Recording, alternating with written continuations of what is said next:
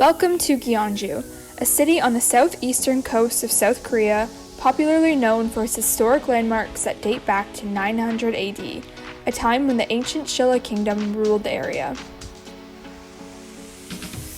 Gyeongju boasts a beautiful landscape, charming architecture, and a rich Korean history where more is still to be discovered to this day through ongoing excavation projects.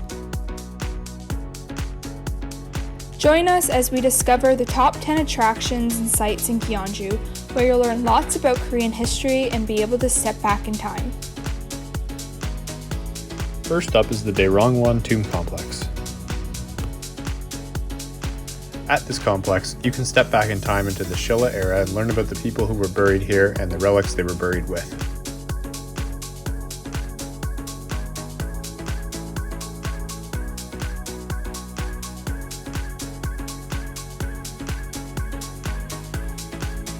When you walk through this park, you are surrounded by small, perfectly rounded hills. These structures are actually burial mounds, which were large ancient tombs of the kings and nobles of the Silla kingdom.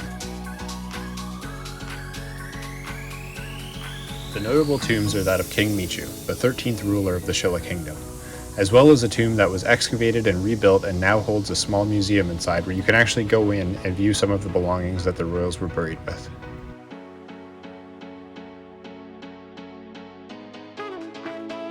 In addition to the tombs within the park, there's also a bunch in the surrounding area that you don't need to pay admission to explore.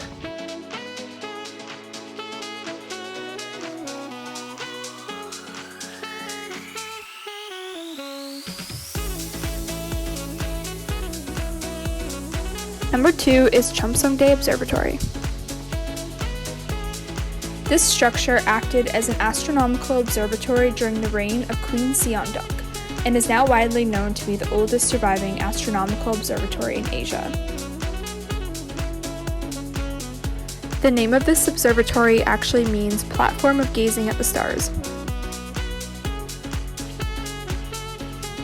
We noticed that it's not quite as tall as we were expecting, especially when you consider the other towers across South Korea, but it was still very interesting to see the infrastructure of that time, and admission was free, which was a plus.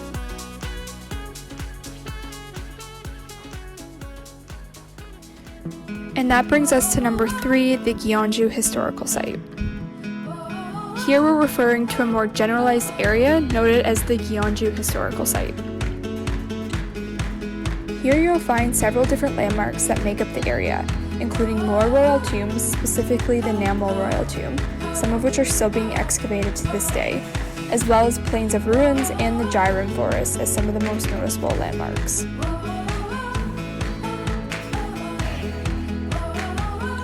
If you're not a history buff, just walking through the park and seeing the hills of tombs with that backdrop of the mountains is enough worth seeing. If you are a bit more interested in the historical significance of this area, make sure to spend a bit of time at each of the landmarks, as there's tons of historical information to absorb at the various sites.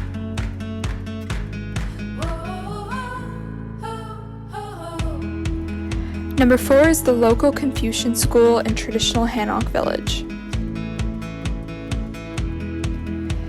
This school is the site of a local public education institution, which was the largest in the area and dates back to the Silla period when Gyeongju was the kingdom's capital.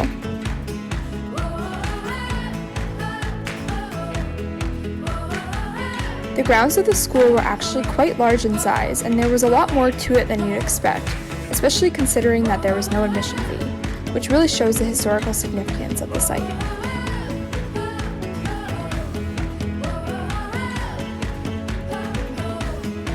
Nearby is the historical Hanok village, where you can take a stroll through the beautiful streets, which are now filled with shops, cafes, and restaurants. A more notable area in the Hanok village is the birthplace of Cheomseongdae, who was a freedom fighter born in the village during the late 1800s. But if you're not so interested in the historical significance of these areas, you can still enjoy walking around a traditional Hanok village and just admiring the beautiful architecture. That's what we did. Number 5 is Woljeonggyo Bridge. This famous bridge is known for its red and green turquoise color combination. This is a remake of the original bridge said to have been built back in the year 760, the 19th year of the reign of King Gyeongju of the Silla Kingdom. Admission here is free, so even if you're not much of a history buff, we'd still recommend checking this out. Regardless of the historical significance, it's still a beautiful and detailed piece of architecture. For those that are interested in the history, there's stairs to go to an upper floor at both ends of the bridge, where you can find some relics, as well as a video playing to outline some of the history of the bridge and the meaning behind it.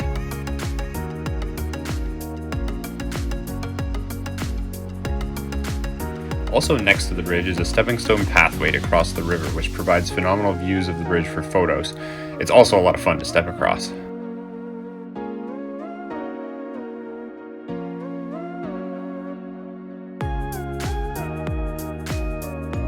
Number 6 is Daereungwon Palace in Woljeonggyo Pond. Daereungwon Palace, which stands for Palace of the Crown Prince, was one of the main palaces of the United Silla Kingdom. Admission here was 3,000 Korean won per person. This site was once filled with many buildings on the palace grounds, but now what stands is 3 buildings remade to replicate some of the important architecture that would have originally been here. You can see a replica of what the grounds used to look like in one of the remade buildings, as well as in Gyeongju National Museum. The Woljeonggyo Pond surrounds the grounds where the palace once was. This is an artificial pond that was made in the palace during the era of King Munmu in the Silla Kingdom. Make sure to take a walk around the pond, as there are great views of the grounds from the other side. While we were there, we could also see further excavation underway on the land next to the historical palace grounds, indicating that there's still a lot more to uncover about this kingdom. While we really enjoyed visiting the palace during the day, we'd actually recommend, if you're able to check it out at night. At night they light up the building and the ponds, and apparently the views are much better than during the day. Number 7 is the Gyeongju National Museum. This is one of the most prominent museums across the country that contains holdings of relics from the Silla Kingdom, shedding light on the significance of this cultural heritage. There were no cameras allowed inside the museum, so unfortunately we can't show you anything but the grounds, but if you check it out for yourself, you won't be disappointed. Within the museum grounds, there are numerous buildings with different exhibits, so make sure to leave enough time to spend here. We ended up spending most of our time in the main Silla exhibit, which is the first building you'll see when you enter, and it was phenomenal. Not only does it include relics from the burial sites during that time, it also walks you through the rich history and timelines of that period.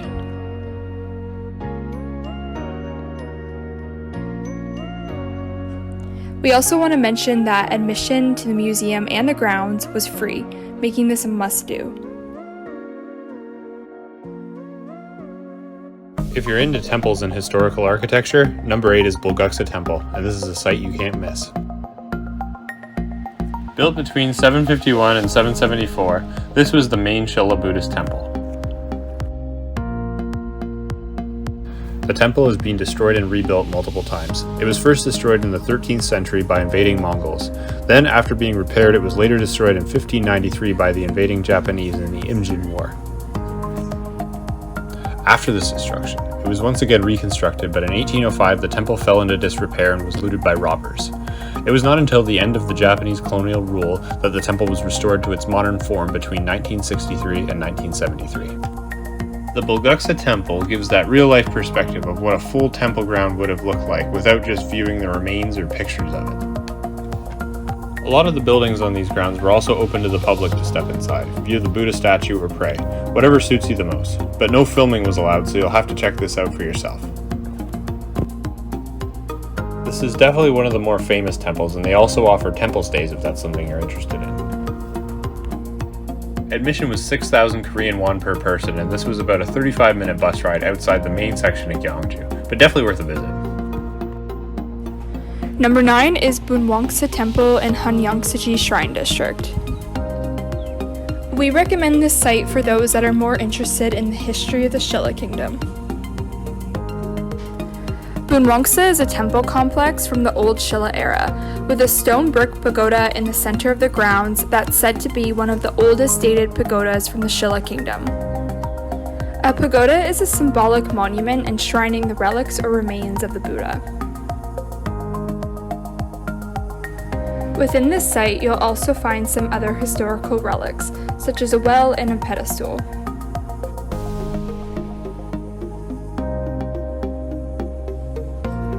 In comparison to the other sites in Gyeongju, there isn't as much to see here, so it may not be for everyone, but it is near all the main attractions, so if you do have some time to stop by, you should. Admission was only 2,000 won per person.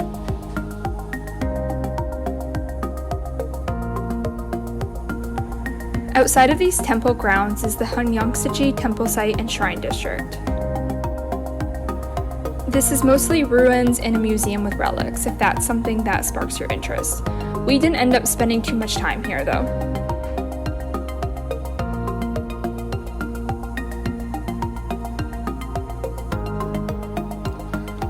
Lastly on the list is something a bit more modern, to take a break from all of the history and sightseeing.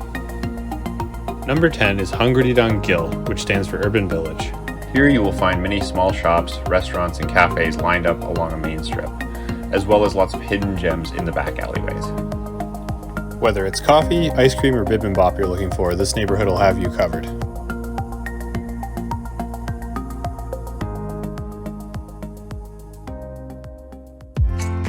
And there you have it, a list of the top 10 places to see when visiting Gyeongju, South Korea.